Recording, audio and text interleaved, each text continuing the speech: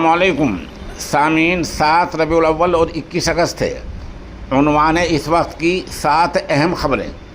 پاکستان کے سابق وزیر اعظم عمران خان کو رات کے اندھیرے میں جیل سے نکال کر اسپتال لایا گیا، پھر چیک اپ کے بعد واپس جیل پہنچا دیا گیا۔ بتا دیں، سپریم کورٹ کے حکم کے بعد پی ٹی آئی کے بانی عمران خان کو سخت سیکورٹی میں اسلام آباد کے شفا انٹرنیشنل اسپتال لے جایا گیا۔ جیو نیوز رپورٹ کے مطابق میڈیکل چیک اپ کے بعد ڈاکٹر نے فیصلہ کیا کہ عمران خان کو واپس اڈیالہ جیل پہنچایا جا سکتا ہے۔ اس سے پہلے پاکستانی اخبار ڈان نے خبر دی تھی کہ سابق وزیر اعظم عمران کو پطرس بخاری روڈ سے ہسپتال لایا گیا اور دروازہ نمبر 1 سے اندر لے جایا گیا۔ اس دوران پورا علاقہ چھاونی میں تبدیل ہو چکا تھا، ہر طرف نیم فوجی دستے اور پولیس تعینات تھی۔ واضح ہے کہ عمران خان 5 اگست 2023 سے جیل میں ہیں۔ انہیں توشہ خانے سے ملنے والے تحائف کی معلومات چھپانے سے متعلق کرپشن کے معاملے میں جیل بھیج دیا گیا تھا۔ وہ اس کرپشن میں 14 سال کی سزا کاٹ رہے ہیں۔ عمران خان راولپنڈی کی اڈیالہ جیل میں بند ہیں۔ جیل میں رہنے کے دوران ان کی صحت مسلسل بگڑتی رہی ہے، جس سے ان کی پارٹی کے رہنماؤں اور خاندان کے افراد میں تشویش پائی جاتی ہے۔ اب سپریم کورٹ کے حکم کے بعد انہیں اسپتال منتقل کر دیا گیا ہے۔ ڈان کی رپورٹ کے مطابق عمران خان کے ہسپتال پہنچنے کے بعد اسلام آباد کے inspector general of police IGP سید علی ناصر رضوی نے ہسپتال کا دورہ کیا اور سیکورٹی انتظامات کا جائزہ لیا۔ بہرحال ہسپتال لا کر انہیں دوبارہ جیل بھیج دیا گیا ہے۔ ادھر دوسری خبر عجیب سی ہے، وہ سنیے آپ۔ دہلی ماسٹر پلان کی وضاحت۔ حکومت نے دارالحکومت دہلی کے لیے نئے ماسٹر پلان 2047 کو منظوری دے دی ہے۔ آپ نے سنا؟ دہلی 2047 میں کیسا ہوگا وہ سنیے۔ 2047 تک دہلی کی آبادی موجودہ 2 کروڑ 26 لاکھ سے بڑھ کر 3 کروڑ 20 لاکھ ہونے کی امید ہے۔ اس کا مطلب ہے کہ تقریباً 80 لاکھ اضافی لوگ دہلی میں آباد ہو جائیں گے، جو کہ بنگلورو کی آبادی کے تقریباً برابر ہے۔ ایسے میں لوگوں کو دہلی میں گھٹن محسوس نہیں کرنی چاہیے۔ ہر کسی کو مکان، روزگار، صاف ہوا، پانی، ماحول، ٹرانسپورٹ کی اچھی سہولتیں ملنی چاہیے۔ مجموعی طور پر اچھی زندگی فراہم کی جائے۔ ان تمام لوگوں کو ماسٹر پلان میں مد نظر رکھا گیا ہے۔ سوال یہ ہے کہ آپ کس طرح لوگوں کو بیوقوف بنا رہے ہیں؟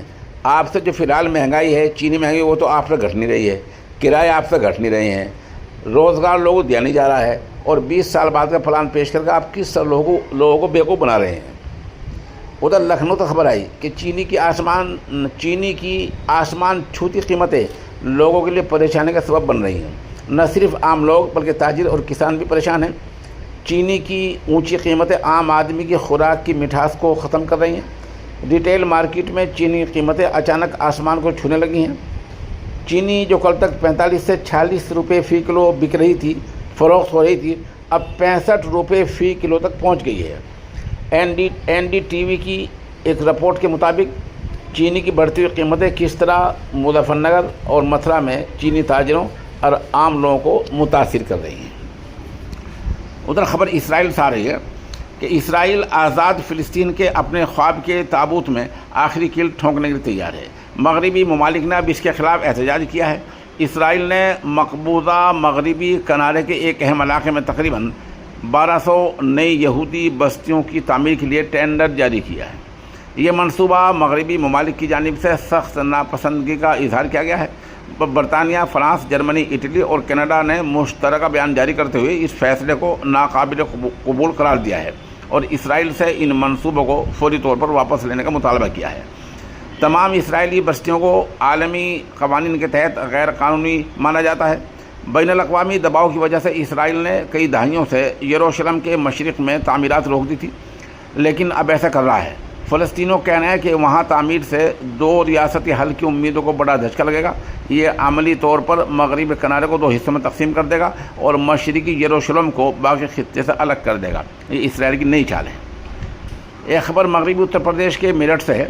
میرٹھ کے اس وقت کے SSP اویناش پانڈے پر 2 کسان لیڈروں پر حملہ کرنے کی سنگین الزامات لگے ہیں۔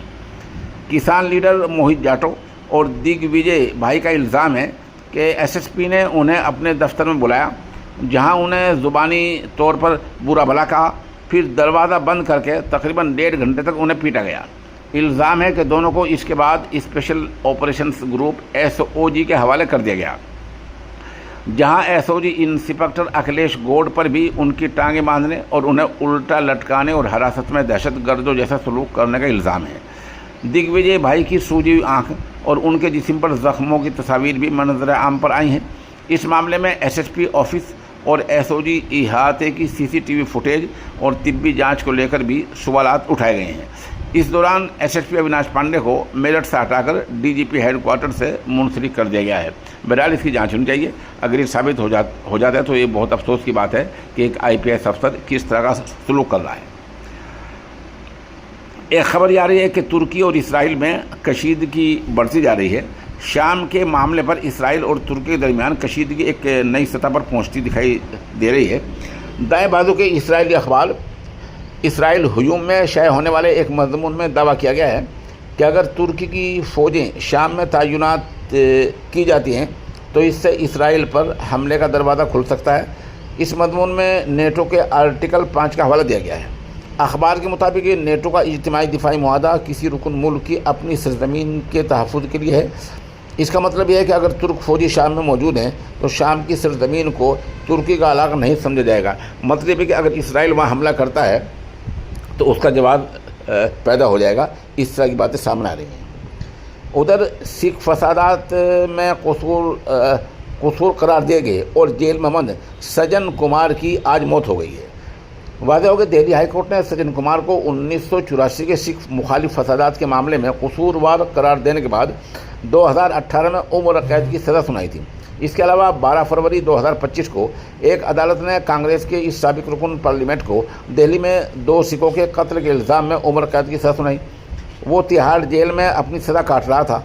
सफदरजंग अस्पताल ने एक बयान जारी किया जिसमें कहा गया है कि उनके 84 साला सज्जन कुमार को पुलिस सुबह तकरीबन 11 बजे बेहोशी की हालत में VMC और सफदरजंग अस्पताल लाई। उन्हें फौरी तौर पर दाखिल किया गया और बहाली के इक़दाम शुरू किए गए। तमाम ज़रूरी तिब्बी और लाइफ सपोर्ट इक़दाम के बावजूद उसे बचा नहीं जा सका और रात तकरीबन 12:30 बजे उनकी मौत हो गई। वो हाई ब्लड प्रेशर में मुब्तला थे।